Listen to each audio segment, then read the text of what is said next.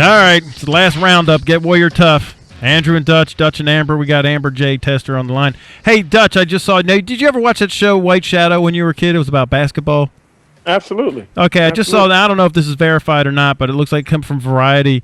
That Ken Howard, he was like the coach guy. He died at 71. Yeah, he died at 71. Oh man, that was a cool show, man. Yeah, he was a good coach. He was. Wasn't he an actual basketball player? Yeah, I think he's one of those guys that if you were going to pick a guy to represent a certain profession or a certain role, I thought he was perfect for that. His character, his demeanor, the way he responded to issues with the players, it was so much a coach. I mean, so they did a great job in whatever they did to make that happen. I used to love that. Yeah, good training film. And that's the extent of my basketball knowledge. That came from that show. All right, so we got Amber with Amber. What were we talking about before the break? Because I kind of there was a whole thing. If you guys didn't hear what was going on in the commercial break, everyone was ganging up on me saying how much Dutch is nicer than I am.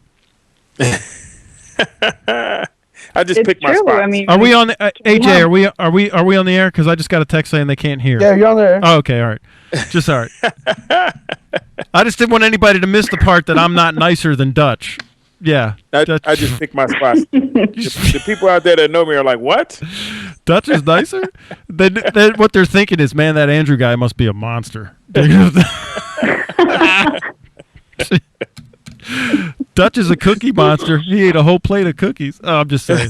All right. So anyway, where were we, Amber J? I don't know what we were talking about. We were talking about thinking positive. Oh yeah, that's a complete that's a waste of time. What all this is about. Right, we want to be a critical thinker, right? No, that positive thinking just drives me insane. It's almost worse than the negative thinker sometimes because it's all like sunshine and flowers and waterfalls and unicorns and everything's just going to be wonderful and critical thinking. The thing about a positive thinking that I dislike, it's the same as my dislike of motivational speaking. It's so artificial and it's so superficial. It's just surface and there's no process involved. There's nothing you can duplicate. It's almost like you're pretending to believe in something, but you don't have any reasons to believe it. So with critical thinking, you're building all kind of reasons to believe it. You search for clarity, the relevance in it, making sure it's accurate, you're precise. So all these things are substantive reasons to believe in whatever it is you're choosing to believe or whatever you're finding out. So you can go back to that 1,000 times because as long as those reasons and that information exists, then it's still true. It's still a good decision. With positive thinking, you can think whatever you want about whatever you want. It can be completely dangerous, but if you just cue it up as positive thinking, then you do it. But what is it based on? So again, positive thinking alone will get you killed. Motivational thinking dissipates after a couple hours. Yeah. Yeah. That's kind of what we're up against because people are like, "Oh, are you a motivational speaker?" I'm like the anti-motivational speaker. They're like, "What?" Because we do motivational intelligence. No, I mean, that's what we do, right? We get to your internal drivers.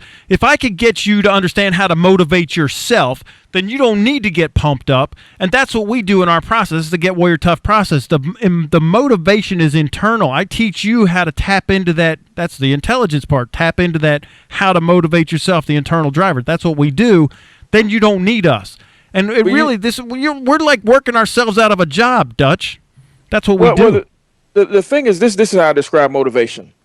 Motivation is when I watch Michael Jordan on TV. When I watch him on TV, I go out there, man, and I'm ready to grab the basketball and run out there and play myself.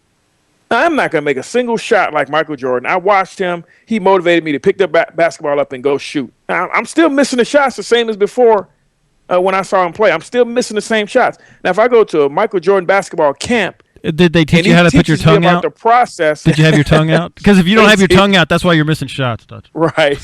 But when I go to his camp, he says, "This is why I'm good." He gives me a set of tools. This is what you need to do daily. This is where I keep my elbow. This is how I follow through. So he's giving me a process. So we're taking you to camp. We're not letting you watch us do things and then you walk away and we got you motivated because we were doing such a good job at it. Man, that Dutch and Andrew, man, they're really successful. They're great, man. They were telling us all about their successes. No, we're going to show you why we're successful. We're going to tell you you're coming to our camp. Right, and duplicate we're going to develop process. you. Yep, absolutely. We're going to develop you. We're going to give you the steps, the drills it takes to be like us, not to watch us and enjoy us. Right, and so that's what, and I love what you said about that. That's kind of like why I joined the Marine Corps, because all those Rambo movies, But oh, wait, he was in the Army. Never mind. I wanted to tie a burlap sack around my head and endlessly shoot rounds out of an M60. But no, that's and that's what happens with motivation. And it really does make our job harder, because people, they want that feel good buzz. And this is what I tell all of our clients: hate me and hate Dutch and hate Amber, hate us on the back end. Because when we coach you, it's not going to feel good and fluffy on the front end. It's not. But on the back end, you're going to have a awesome life. So hate us on the back end. Right. You're not going to call us in right before a football game to talk to you before you go out on the field.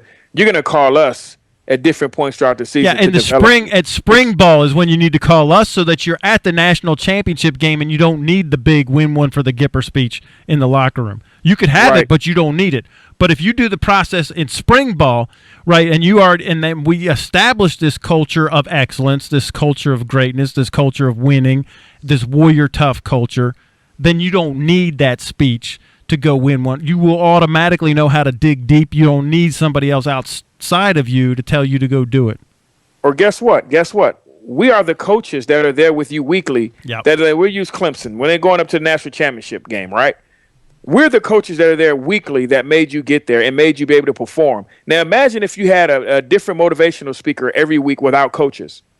You're going to get out there. You're not going to know how to throw a forward pass. You're not going to know how to catch. You're not going to be able to run, because you had a series of motivational speakers showing up, say, hey, man, you really got to play hard. You really got to run fast. You really got to. Meanwhile, no one's teaching you how to do any of that stuff. Right. Yeah, the great on the what to do. Yeah. Absolutely. So we're the how. You'll be enthusiastic about doing nothing. Yeah. Exactly. We're Dabo Sweeney. We're Nick Saban. We're Bill Belichick. We're the guy that's there every day of the week, showing you the process that's giving you the skill set to do what it is you need to do. And then you can bring some other guy in to yell at you and tell you how happy things are for an hour before. Don't call me if you want happy time. We got 2 minutes. What you got, AJ? Amber, really quick, because it's not about happy time. It's not about sunshine and rainbows, whatever, right? It's about tough. It's about a process. Hate us on the back end.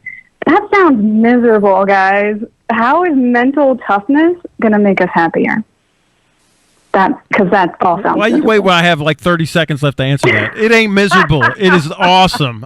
Because once you take control of your life and you take power over all your body, your mind, and your emotions, and you run your boardroom and you run your life, it is so empowering and it is so enjoyable. It's hard at the beginning because you're not used to it.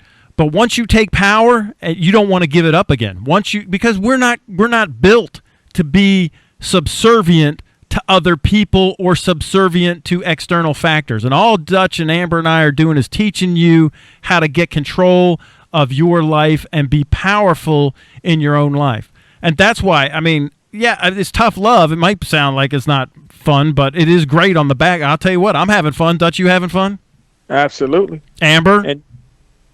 Yeah, absolutely. And I think it was really great what Dutch said. We're here to help them, right? So they've got us. We're support. We're not beating them down. We're not, it's not like that.